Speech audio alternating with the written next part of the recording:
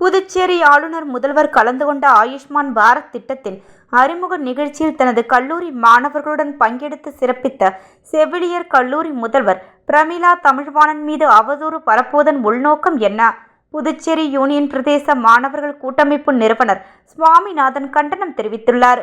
புதுச்சேரி மாநில சுகாதார ஆணையத்தால் இந்திரா காந்தி அரசு மருத்துவக் கல்லூரி மற்றும் மருத்துவமனை இணைந்த ஆயுஷ்மான் பாரத் பிரதம மந்திரியின் 70வது வயதுக்கு மேல் சீனியர் சிட்டிசன் காப்பீட்டு திட்ட விழா நடத்தப்பட்டது.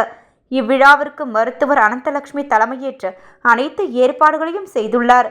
அரசு மருத்துவ நிர்வாகம் கேட்டுக்கொண்டதன் அடிப்படையில் விழா நடத்த செவிலியர் கல்லூரி அரங்கத்தில் அதற்கான அனுமதியும் வழங்கப்பட்டுள்ளது. இந்த விழா தொடர்பாக கலந்து கொள்ள வேண்டிய முக்கிய மாணவர்கள் மருத்துவர்கள் மற்றும் மருத்துவ மாணவர்கள்.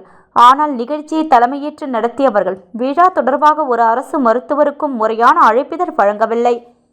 இதனால் இந்நிகழ்ச்சியில் எந்த அரசு மருத்துவர்களும் பேராசிரியர்களும் மருத்துவ மாணவர்களும் கலந்து கொள்ளவில்லை.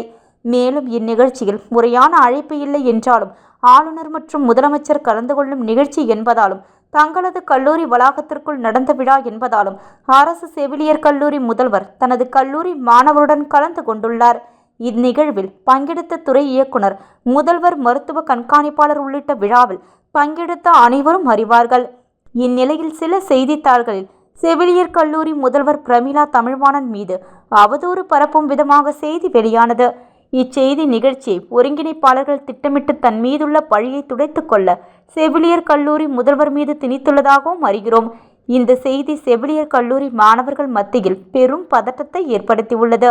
இந்நிகழ்ச்சியில் மருத்துவ மாணவர்களின் கல்வியும், வெளிப்புற நோயாளிகளின் சிகிச்சை நேரமும், பேராசிரியர்களின் பாட நேரமும் பாதிக்கப்படும் வகையிலும் மருத்துவர்களுக்கு உரிய அழைப்பும் தராமல் விழா ஏற்பாடு செய்து ஆளுநர், முதல்வர் பங்கெடுத்த நிகழ்ச்சியை சிறுமைப்படுத்தியவர்களை கண்டிக்க வேண்டிய தலைவர்கள் மாறாக காப்பீட்டு திட்ட நன்மைகள் குறித்து தனது செவிலியர் மாணவர்களுக்கு புரிதல் ஏற்பட மாணவர்களுடன் கலந்து கொண்ட செவிலியர் முதல்வர் பிரமிளா தமிழ்வாணன் மீது அவதூறு பரப்பி யாரை காப்பாற்ற இத்தகைய வதந்தி என எமது அமைப்பு கேள்வி எழுப்புகிறது.